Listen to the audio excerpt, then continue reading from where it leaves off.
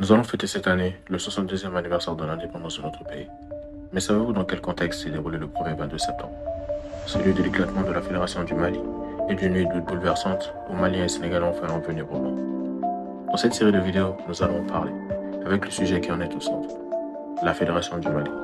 Comme en un projet ambitieux, devant à son plus haut réunir 4 pays d'Afrique de l'Ouest, Soudan français, Sénégal, Dahomey, Haute-Volta, nous sommes passés à un projet à deux entre le Mali et le Sénégal, et à une soirée d'août 1960 chaotique à Dakar, Soudanais et Sénégalais en sont presque venus à l'affrontement. Dans cette série de vidéos, nous tâcherons ici d'expliquer au travers de dates et d'événements clés, dans les grandes lignes, le sujet de la Fédération du Mali. Et pour ce faire, il nous faut revenir au tout début. Dans les années 50. Contexte de la fin des années 50. Le retour de De Gaulle et les deux thèses. Dans les années 50, et plus précisément à la fin des années 50, le contexte est tendu entre la France et ses anciennes colonies. Après les insurrections d'Alger, De Gaulle, qu'on ne présente plus, revint au pouvoir. L'une de ses préoccupations premières était de trouver une solution au sujet de la France et de ses colonies. Et pour ce faire, il souhaite relier la France et ses colonies sur l'idée de ce qu'il nomme la communauté, une sorte de fédération.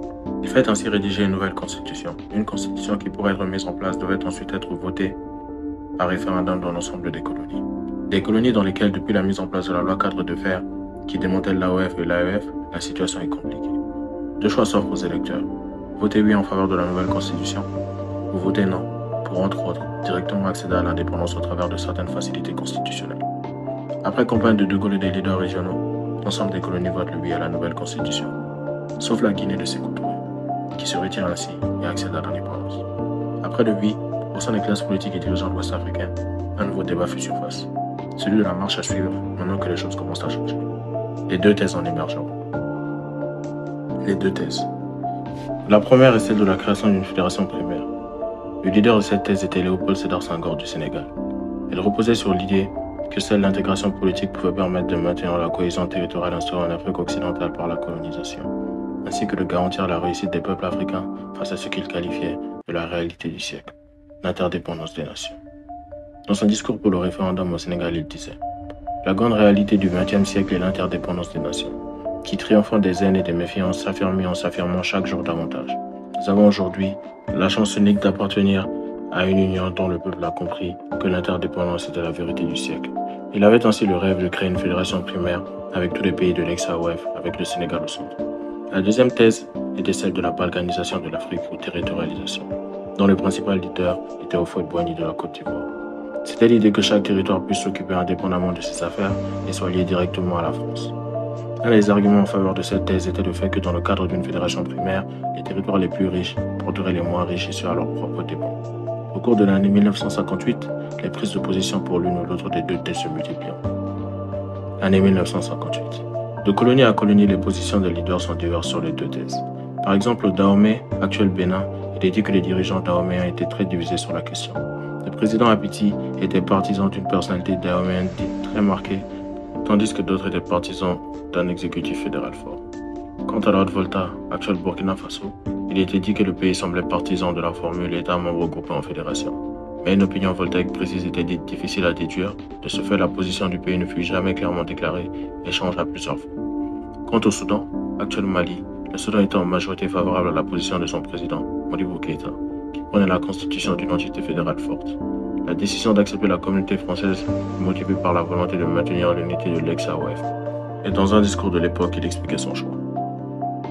Nous savons qu'à l'heure actuelle, dans certaines régions de l'Afrique, d'autres anciennes colonies ont été élevées au niveau d'États indépendants. Nous savons que l'indépendance est un mot qui fouette la dignité ou l'amour-propre d'un pays colonisé. Nous savons également que c'est une formule tentante, mais nous, Africains, qui savons que dans ce siècle de l'interdépendance, où même les pays les plus évolués, qui ont tous les attributs de la souveraineté, sont obligés de faire abandon d'une partie de cette souveraineté pour s'imbriquer dans un ensemble, nous avons compris que ce serait un retard de notre part, un recul dans l'évolution de l'histoire, que de nous attarder au stade du nationalisme étroit qui trouve sa formulation dans une indépendance quelquefois illusoire. Il est dit que les dirigeants soudanais voient le fédéralisme non seulement comme un avantage économique, mais aussi comme l'expression moderne de l'unité africaine traditionnelle. Selon leur opinion, la fédération aurait permis de poursuivre l'héritage du grand empire soudanais du Moyen-Âge en prenant comme préoccupation première l'affirmation de la personnalité africaine. Et c'est ainsi que dès la fin octobre, Modibo signifia au président de la Côte d'Ivoire son intention afin d'éviter la rupture au sein du RDA, auquel lui et Houphouët faisaient partie. Le RDA, qui était une fédération de partis politiques africaines majeure de l'époque. Il essaya de montrer à Houphouët-Boigny tous les avantages que pourrait avoir une telle fédération entre les territoires de la RDA, mais cela ne servit à rien. Et dès le refus de Houphouët-Boigny, le Soudan commença à se rapprocher de l'idée fédéraliste de Senghor. Par la suite, les acteurs fédéralistes se lancèrent en campagne entre les colonies afin de convaincre leurs homologues à y adhérer. Des campagnes qui ajoutaient à une étude dite très exhaustive de Darboussier, membre du MPS, section sénégalaise de la RDA et fédéraliste convaincu, au Grand Conseil le 12 novembre 1958, boosteront l'idée fédéraliste et aboutiront à ce qui fut appelé l'organisation de la conférence de Bamako du 29 et 30 décembre 1958 sur le sujet fédéral. Accueillis par Modibo Keïta, vêtu d'un grand et magnifique boubou blanc, à Bamako, les délégations des 4 pays les plus favorables à la thèse fédéraliste s'y rencontrèrent. Les délégations des 4 pays, Soudan, Sénégal, Haute-Volta, Dahomey y étaient présentes, toutes officielles, à l'exception de celle de la Haute-Volta, qui avait fait envoyer un télégramme pour annoncer qu'elle ne serait pas officiellement représentée et fut représentée par une délégation officieuse. Des observateurs mauritaniens étaient aussi présents, ce que l'on peut voir sur cette image d'archive où les principaux leaders de cette conférence étaient assis autour d'une table. Se succédèrent ensuite à tour de rôle de multiples orateurs sur le sujet de la fédération, la communauté et la France. La conférence se conclut avec l'adoption à l'unanimité de nombreuses motions, comme entre autres la volonté de créer une assemblée constituante fédérale lors de la prochaine réunion des 4 pays, l'établissement d'un calendrier à suivre pour la constitution de la fédération, l'envoi de délégations aux États non fédéralistes. Ainsi, ils décidèrent de se rencontrer en janvier prochain de 1959 à Dakar, avec comme objectif la rédaction d'une constitution fédérale. Malgré de nombreux points positifs, certains négatifs sont aussi à retenir. Des points négatifs concernant 2 pays, la Haute-Volta et le Dahomey. Pour le Dahomey, les réserves et prudences du président Apiti tout le long de la conférence. Car Apiti, président du Dahomey, qui avait été fait président de la séance, s'était tout du long de la conférence maintenu par des déclarations prudentes. Comme par exemple, lorsqu'il a dit au cours de la conférence que son pays participera, dans la mesure où la fédération permettra au Dahomey d'avoir avec ses voisins immédiats des relations souples. Pour la Haute-Volta, le simple fait qu'elle fut représentée par une délégation d'observateurs officieux et non officiels constitue un point notable. Malgré ces points concernant ces 2 pays, les bases maintenant posées, le chemin vers la fédération se poursuivait lors de l'Assemblée constituante des 44 délégués à Dakar, le 14 janvier 1959. Lors de cette assemblée, se réunirent 11 délégués de chacun des territoires pro-fédéralistes de la conférence. Cette assemblée constituante adopta la constitution du Mali. Elle fut formée par un préambule qui rappelait l'idée commune de liberté, d'égalité et de fraternité et déclarait la fédération ouverte à tout État autonome d'Afrique occidentale désireux d'y adhérer, ainsi que par 62 articles. Cette rencontre dit avoir été vue comme un véritable succès dans tous les domaines et que l'optimisme envahissait l'air, car tout le monde semblait convaincu que d'autres États auraient bientôt rejoint la fédération. Désormais, la constitution adoptée, pour que la fédération fût légalement constituée, cette constitution fédérale devait être ratifiée individuellement par les assemblées constituantes des 4 États. Et avant même que cela fût fait, la nouvelle de la création de cette future fédération fit le tour du monde. Tout de suite après la réunion de Dakar, la presse africaine et française annonça la naissance de cette fédération de l'Ouest africain. De cette grande entité, formée par 4 États qui s'étendaient sur une superficie de plus d'1 million de kilomètres carrés et qui comptait une population de plus de 10 millions d'habitants. Cela l'en aurait fait l'un des plus grands pays du monde en termes de superficie et de richesse naturelle. Et au-delà de s'être doté d'une constitution, la Fédération du Mali s'était aussi donné un emblème, un drapeau tricolore à 3 bandes, vert, or et rouge, avec le symbole Dogon représentant un homme debout au centre. Une langue officielle, le français, une capitale Dakar et une devise, un peuple, un but, une foi. Avec comme objectif annoncé, préparer la voie de l'unité des États d'Afrique occidentale. Si tout s'était déroulé comme prévu par le calendrier établi à Bamako, le 6 avril aurait été la date officielle de naissance des institutions fédérales. En principe, comment cela aurait dû fonctionner au début? Dans chaque État, il y aurait un gouvernement local et une assemblée, et un seul gouvernement fédéral et assemblée fédérale pour l'ensemble des territoires. Malheureusement, malgré les espoirs, cette fédération restera au stade de rêve. Car au Dahomey en Haute-Volta, la constitution fédérale échoua à être ratifiée. Et c'est ainsi qu'ils quittèrent la fédération. Pourquoi? Pour de multiples raisons. Bien que cela reste un mystère car personne n'a la vérité absolue, on ne peut qu'émettre des hypothèses. Dans le cadre du Dahomey, comme on l'a vu avec le président Apiti, il avait déjà des réserves lors de la conférence de Bamako. Il a dit qu'il trouvait trop rigide le régime des impôts et des taxes établi par l'Assemblée de Dakar et qu'il voulait une plus grande autonomie pour le Dahomey. Bien que rien ne prouve le prochain point, certains acteurs de l'époque le présentent comme l'une des raisons du revirement dahoméen. Ils sont au nombre de 2.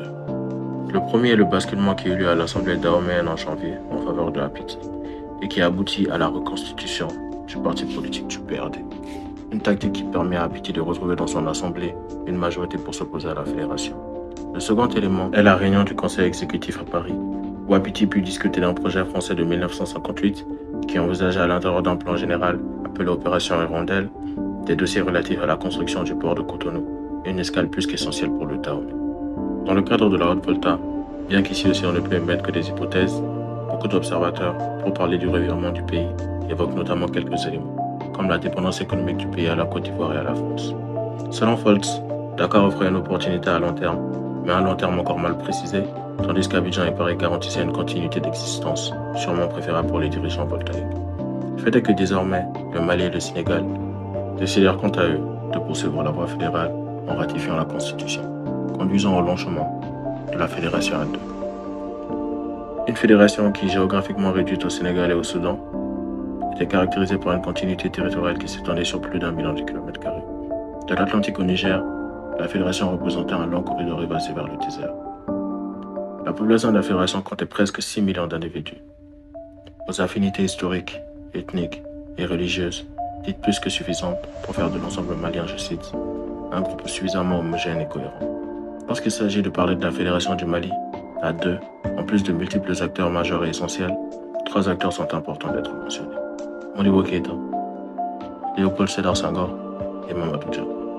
Grand acteur politique ouest-africain et sénégalais et président du gouvernement du Sénégal en 1958. Sur le sujet de la fédération à 2, Mamadou Dia disait « Le Mali est une réalité économique cohérente et viable. Sa chance, c'est la complémentarité des 2 économies sénégalaises et soudanaises, qui, bien que toutes 2 à prédominance agricole, sont structurellement différentes. Car de par son statut d'ancienne capitale de l'ex-AOF, le Sénégal était plus industrialisé que le Soudan. Le marché soudanais, quant à lui, avec ses 4 millions de consommateurs, était un bassin important et solide pour la vente des produits sénégalais. Et Dia avait bien conscience de cette réalité. Il écrivait « Le Sénégal est parfaitement conscient du fait que pour vivre son port et ses industries, il a besoin de l'espace économique minimum du Soudan, en étendant un élargissement de cet espace. » Dia préconisait l'expérience du Mali comme possible représentation d'une procédure de mondialisation de l'économie, une région relais sur le chemin plein d'embûches de l'économie généralisée du XXe siècle. Après la défection de la Haute-Volta et du Dahomey, le Sénégal et le Soudan durent recourir à des révisions constitutionnelles afin de créer un nouvel équilibre des pouvoirs dans les institutions fédérales. 24 mars 1959, lancement effectif du projet. Et c'est dans ce but que le 24 mars, dirigeants sénégalais et soudanais se rencontrèrent à Dakar pour donner finalement une existence effective à la fédération. Ainsi, les remaniements principaux de la Constitution fédérale furent les suivants. Le préambule de la Constitution fut ainsi modifié à le Mali vise à la réalisation de l'unité africaine sur une base nationale garante de la cohésion et de la pérennité de la communauté. Le nombre de députés que chaque État enverra à l'Assemblée fédérale fut élevé à 20 au lieu de 12. Il fut créé un poste de vice-président chargé aussi de la défense à l'intérieur du gouvernement et le nombre de ministres fut porté à 6, 3 pour chaque pays. Tous les décrets gouvernementaux auraient dû être contresignés soit par le Premier ministre, soit par le ministre responsable, article 15 de la Constitution fédérale. Les dirigeants sénégalais et soudanais voulurent aussi réaliser une unité idéologique en donnant naissance au Parti de la Fédération africaine, PFA, dont le président provisoire était Senghor et le secrétaire général était Modibo Keïta. Le chemin continua le 4 avril. Le 4 avril 1959, lors de la première réunion de l'Assemblée fédérale, Senghor fut élu président de l'Assemblée législative, Keïta devint le président du gouvernement fédéral, Mamadou Dia le vice-président du gouvernement fédéral et ministre de la Défense. Le gouvernement était formé par Modibo Keïta, président du gouvernement fédéral, Mamadou Dia, vice-président et ministre de la Défense, Doudou Thiam, ministre des Finances et des Affaires économiques, Boubacar Gaye, ministre de la Justice, Tidjani Traoré, ministre de l'Information et de la Sécurité, Abdoulaye Fofana, ministre de l'Éducation et de la Santé, Ousmane Ba, ministre du Travail et de la Fonction publique, et enfin Amadou Mamadou Aw, ministre des Travaux publics. Et le 6 avril, Modibo fut investi président de la fédération. Ensemble, ils formaient le premier gouvernement de la fédération du Mali. Et les bases désormais en partie établies, il ne restait en partie qu'un élément important à résoudre, celui de la France. Car pour être officiellement indépendante, il fallait passer par là. Et cela s'avéra au début compliqué, comme le démontra le troisième conseil exécutif du début 1959. Controverse au troisième conseil exécutif. Théoriquement, la fédération aurait pu être reconnue et acceptée s'il ne s'était pas posé le problème de sa représentation, concurremment à celle du Sénégal et du Soudan. Le 26 mars, les deux États membres de la fédération avaient décidé que si la communauté admettait la représentation du Mali, lors du prochain conseil, il y aurait eu 3 délégués, un Soudanais, un Sénégalais et un Malien. Mais dans le cas contraire, les représentants des deux républiques s'abstiendraient de participer à la séance. Cependant, lors de ce troisième conseil exécutif, une controverse surgit à propos de la représentation de la Fédération du Mali. Elle fut causée par de nombreuses oppositions au sein du Conseil. Oppositions qui étaient dites et documentées provenir principalement des pays qui faisaient partie du Conseil de l'Entente, et en premier lieu de Houphouët-Boigny. Beaucoup d'acteurs considéraient que ces derniers voulaient simplement que la communauté ignorât l'existence de ce nouvel État. Il y eut ainsi une controverse sur la représentation du Mali. Il fut proposé qu'un seul des représentants soudanais et sénégalais soit présent et fasse office pour le Mali, évoquant des problèmes structurels. Finalement, cette proposition sera rejetée par Koné, représentant soudanais, et Mamadou Dia, représentant sénégalais, démontrant les réserves de nombreux acteurs sur le projet fédéral et de notamment la France. Les balbutiements de De Gaulle et le télégramme secret sur Modibo. Malgré ce premier refus d'une représentation effective de la fédération, Keïta ne se tint pas pour battu. Il boycotta le troisième conseil exécutif de la communauté et de Bamako il déclara « Je donne rendez-vous à la communauté dans quelques mois ». Et en effet, l'absence de Modibo était perçue avec crainte à l'Élysée, où les dirigeants français considéraient qu'une aggravation de cette controverse aurait pu engendrer des conséquences graves pour la communauté tout entière. Le général de Gaulle décida de s'occuper personnellement du dossier et lui écrivit lui-même pour l'inviter à Paris le 15 mai 1959. Des craintes qui étaient appuyées par un télégramme secret du MAE du 13 mai 1959, 2 jours avant la visite du président Keïta. Dans ce document, la source exprima sa crainte quant à l'éventualité de voir Modibo Keïta revenir mécontent de ses échanges à Paris. Elle affirme la possibilité que ce dernier pourrait avoir reçu, par l'intermédiaire de Sékou Touré de la Guinée, des assurances d'aide de la part du Ghana et de différents États d'Europe centrale. Elle déclare ainsi « Keïta, s'il vient à revenir mécontent de Paris parce qu'il lui paraîtra que la France est injuste vis-à-vis du Mali ou qu'elle favorise trop Houphouët-Boigny à son détriment, est parfaitement capable, sur un coup de tête, de déclarer le Soudan indépendant, en faisant voter à l'unanimité son assemblée locale, une indépendance qui pourrait ainsi, dans la foulée, être reconnue par l'URSS et ses satellites. » Ainsi, après invitation par De Gaulle, Modibo Keïta sera accueilli à l'Élysée le 15 mai 1959. Le président de la communauté et Modibo se rencontrèrent pour discuter ensemble de la question de la reconnaissance de la fédération. Après un entretien qui, selon les observateurs, fut d'une longueur inaccoutumée, De Gaulle assura à Keïta que la formule de la communauté n'était pas définitivement fixée. Il lui suggéra de plus de revenir à l'Élysée à chaque fois qu'il y aurait un problème. Lui qui, avant le boycott de Keïta du troisième conseil exécutif, déclarait « La République du Soudan, je connais. La République du Sénégal, je connais. La Fédération du Mali, je ne connais pas. » Ensuite, Keïta fut reçu aussi par Foccart, secrétaire général de l'Élysée aux affaires africaines et malgaches, où ils discutèrent encore une fois de certains problèmes. Et à 13h30, Keïta descendu de l'escalier d'honneur de l'Élysée. En 90 minutes, il est dit que Modibo Keïta venait de consacrer la victoire du Mali. L'entité politique de la Fédération avait sérieusement progressé vers la reconnaissance. Après quoi, les choses évoluèrent très vite.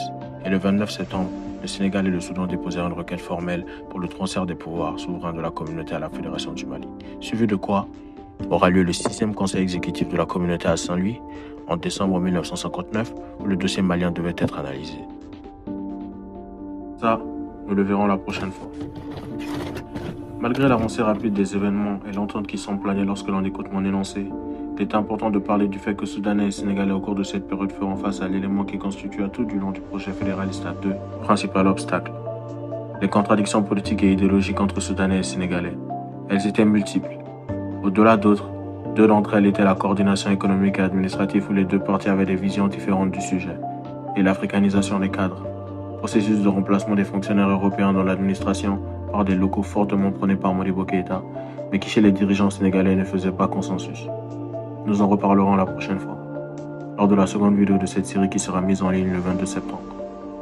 Comme évoqué, cette série a pour but d'évoquer dans les grandes lignes la Fédération du Mali. afin que tous nous en soyons conscients. C'est le but et j'espère en avoir fait un bon résumé, qui je le souhaite vous a plu et dans le cadre de la prochaine vidéo vous plaira. Pour ceux qui le souhaitent, j'ai mis en bio l'ensemble des sources du matériel utilisé pour réaliser ces vidéos. Je remercie aussi profondément tous ceux qui m'ont assisté dans la réalisation de ce projet de vidéo. En espérant que ce soit la première de multiples avec votre soutien, je vous remercie tous d'avoir visionné jusqu'au bout, même en partie, cette vidéo car je l'ai faite pour nous tous. Si vous l'avez aimé, n'hésitez pas à laisser un j'aime, un commentaire ou à partager sur vos réseaux afin qu'elle touche le plus de monde possible. Et je vous donne rendez-vous pour le 22 septembre. Merci.